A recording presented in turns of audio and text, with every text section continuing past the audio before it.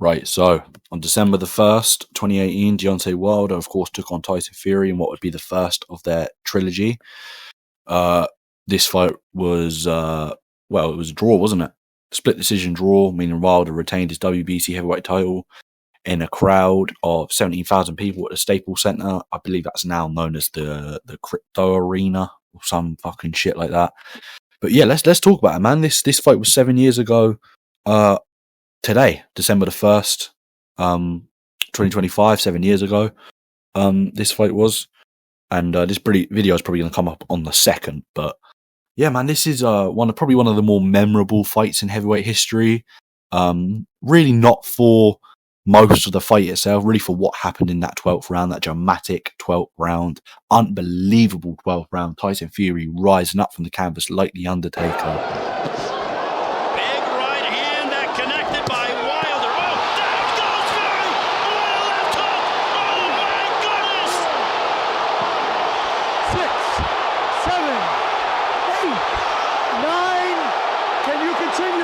Yeah, man, it was really something else. It was special. It was a really special moment.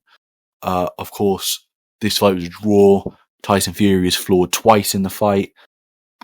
Once in the 9th and once in the 12th. He kind of, you could say, he lost focus as the fight went on. But yeah, the fight itself really wasn't all too interesting. It was a fairly cagey affair. It was a very, very interesting affair, especially live. Tyson Fury, of course, had that incredible win, which was now 10 years ago in Dusseldorf against Vladimir Klitschko. I elected not to do a video about that fight because that's a really uninteresting fight. Brilliant win, but a proper stinker of a fight. He had 2 years out of the ring. 2.5 years out of the ring. Came back against Sefer Seferi, won that in the 4th round. I believe Seferi retired on his stool. It was a fairly... Seferi shouldn't have been in the ring with him, let's just say. Fury was 276 pounds. Seferi is 210 pounds. Really shouldn't have been in the ring with the likes of Tyson Fury that night. He was just too small. Fury looked fine in it. Fight after that, comes in and fights Francisco Pineda. Fury was that was 2 months later, and he actually dropped a significant amount of weight in that in between those fights, which might have actually accounted for his flat performance. He won that on points, 10-rounder. Referee Steve Gray scored every round to Tyson Fury. Every round definitely did go to Tyson Fury, but that doesn't mean it wasn't a flat performance. It just means Pineda wasn't very good, which is the case. Fury came in 158 pounds. Pineda was 154 pounds. Yeah. That was a flat performance. So going into this Wilder fight, you think Fury blew up in weight, had 2.5 years out of the ring, had 2 fights against underwhelming opposition, one in which he looked very flat, the other he kind of was getting back into the swing of things. And then he steps in against Deontay Wilder, who was 40-0, 39 of which by knockout, and knocked out every man he had fought. And it was like, wow, this is a bit bold, don't you think? And from Wilder's perspective, Wilder fanboys will use this fight and the other Fury fights to prove that Wilder was ducked, when really he wasn't. He was ducking. Let's be honest. I never really particularly rated Wilder very highly. This was a cherry pick from Wilder. He thought, I'm going to fight a guy who looks shit. 2 years out of the ring, he blew up in weight, but he's an formerly acclaimed fighter, right? Wilder's form coming into the fight was, I'm going to say, a lot less interesting. Obviously, he, in his previous 3 fights, had beat Gerald Washington, who was kind of, I think, minorly outboxing him, right? Bermain Stiverne, who was the only man who'd taken the distance. He blew him out in a round, and TKO'd Luis Ortiz in the 10th round in a fight that he had dire struggles in, against a man in Luis Ortiz who was he's really, the PBC marketed him as the boogeyman. He was really unproven. He was an unproven fighter, I guess, but I guess people like what they saw or whatever. But yeah, man, this is one of the more interesting recent heavyweight fights, I'd say, of the last 10 years, certainly. There really isn't too much interest on the undercard. Joe Joyce is on the undercard. There's Jesse Rodriguez is on the undercard, which is actually really interesting in retrospect. He got a win by unanimous decision. There's some names on the undercard, but nobody really. Jesse Rodriguez is on the undercard, but it's not a compelling matchup. Roberto Guerrero, Chris Arreola, Isaac Lowe, Luis Ortiz was on it. Joe Joyce, Jarrett Hurd. They're actually pretty much all names, but none of them are really in compelling fights on the card. But yeah, let's get into the actual fight. I think the draw is a blatant robbery of Tyson Fury. I think Tyson Fury is blatantly robbed in this fight. I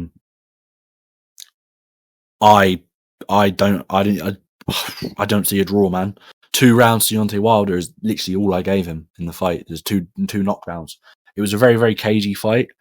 Wilder wasn't really landing much. Fury was definitely throwing more output, but was actually not landing as often as you would think. But I think he just did a really, really good job, Tyson Fury, of managing the distance and keeping Wilder guessing with the feints. Fury's feinting game, I'm actually really, really upset it wasn't more prominent in Usyk fights. His feinting game, especially for a heavyweight, is fucking unbelievable. One of Tyson's best attributes is his constant feints. In terms of his constant head twitching and hand movement, this helps to keep the opponent's rhythm off check and to also create hesitation. Fury will quite often use multiple feints before throwing a simple jab, while other times he will not feint at all. By feinting so often, this also gives him the opportunity to vary up his attacks by throwing different punches to create an opening. This results in his competitors unable to predict Fury's rhythm and timing, making them guess or create hesitation to what Fury will throw next. And I love feints. I always say a lot of adjustments fighters need to make in fights is simply just start to feint more. It helps you close the distance. It helps you keep a guy guessing and keep him off of you. It is a crucial part of boxing. Tyson Fury's feinting game for a heavyweight is absolutely remarkable. Maybe he's not capable of it in his old age or his older age. It's definitely uses a lot of energy, right? Maybe he's not capable of it. I'm not completely sure. There is a stat out there. I think he genuinely might throw up the most feints in boxing currently, or at the time did. But yeah, it just completely disrupts the opponent's rhythm, creates openings for his own punches if they bite on them, keeps them at bay, keeps them tentative. It's genuinely, I've had a lot of bad stuff to say about Tyson Fury over the past 2 years. He, talent-wise, absolutely unbelievable fighter. Let's be honest. I don't even think he's fulfilled that talent. Yeah, but yeah, no. Constant feints, working really well behind the jab, was bringing the right hand up behind it. He was kind of doing this really nice feint with a little twitch of the shoulder, double twitch of the shoulder, and then throwing the jab and then a right hand behind it, which was clipping Wilder.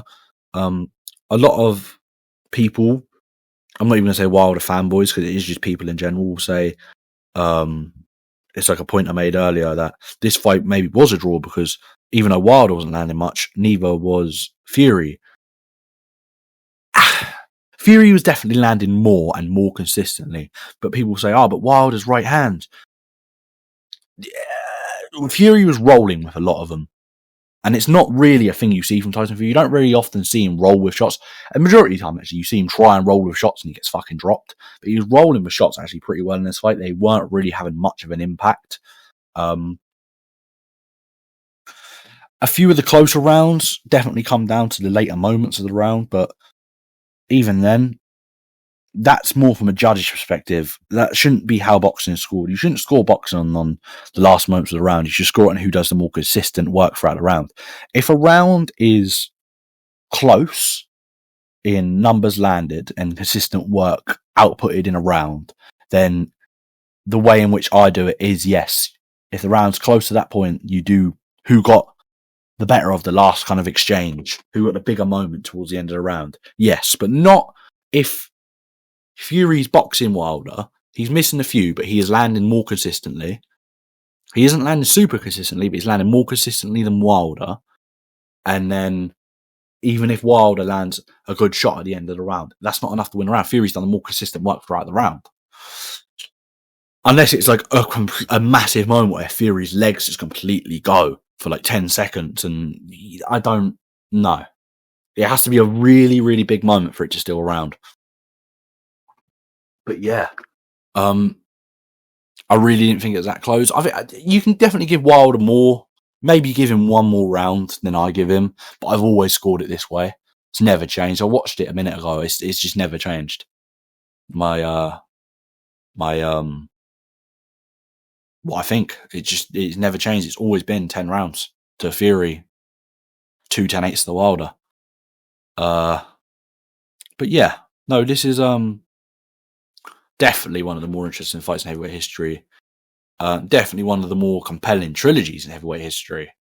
You think about it. Obviously, we had the rematch a few years later. Tyson Fury had the 2 fights in between. Tom Schwartz, which was a good performance against. Usually, Fury doesn't perform very well against lower level opposition. Tom Schwartz, who is pretty much useless, he actually performed really well against. Got him out of there in 2 rounds.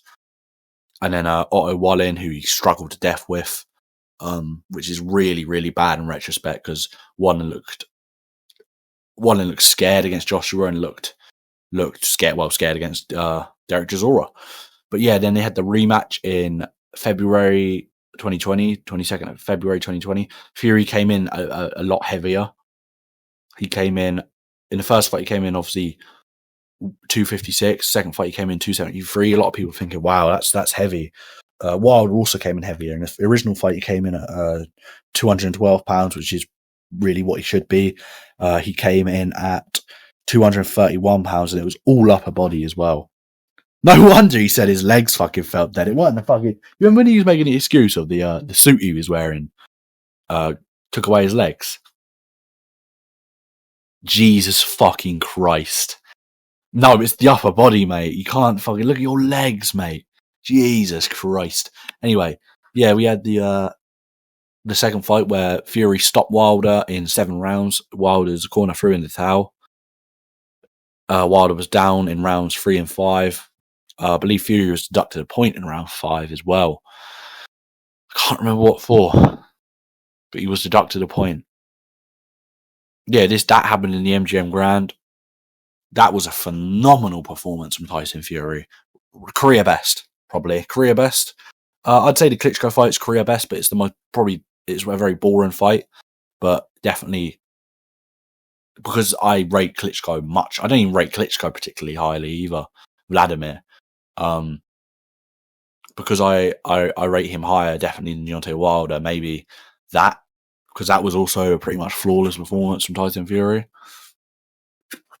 But yeah, just completely switched up his approach in the second fight.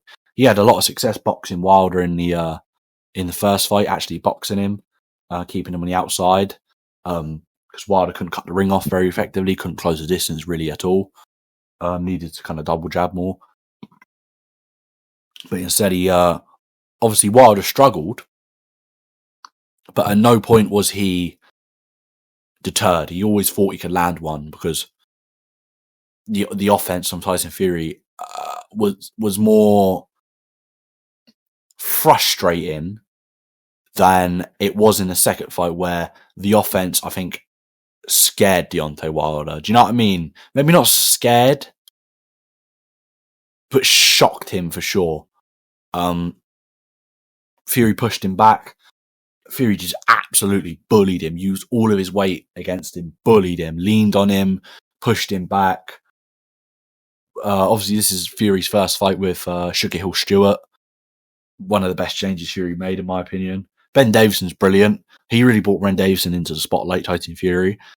And I think he'd probably still be having success with Ben Davison in his corner now. But, of course, Deontay, Sugar Hill Stewart, just that Kronk style really fits Tyson Fury. At least it did. And then when they had the trilogy fight immediately after that, a bit of a controversial trilogy. There was a lot of talks of the Anthony Joshua fight, and then illegal arbitration happened, and apparently Bob Arum, Fury's American promoter, couldn't see it coming despite being a former lawyer. So it's just classic Tyson Fury games. But that ended up being one of the classic heavyweight trilogies of all, classic heavyweight trilogy fights of all time. That was a brilliant fight, probably the best of the trilogy. Fury knocks out Deontay Wilder in the 11th round. Yeah, that was a great performance.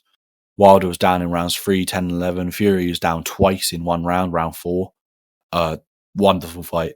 Really lived up to, well, I'd say lived up to expectations. There weren't really expectations for it. The expectation was, and I remember this very, very well, that Fury would just do what he did in the second fight pretty easily. That fight had that card had Helenius versus Kalnaki on the undercard, didn't it? And Jagba versus Frank Sanchez. Man, that was a prime Frank Sanchez. That was Frank motherfucking Sanchez. Bruce Carrington made his debut on that card. Jan Anderson was on the card. Edgar Berlanga was on the card. Yeah, man. Yeah, I just wanted to make a little video, just kind of giving my thoughts on this fight, because it's one of my. It's definitely a personal highlight of the last decade of me of boxing. It's the entire trilogy as a whole is definitely a highlight, and I want to do more videos like this. I like this kind of video. I just kind of sit here and talk about old fights. Yeah, hopefully I'll be able to do more of these. I'd love to. They won't come out on the days of, but they'll come out the day after. Thank you for watching. Goodbye.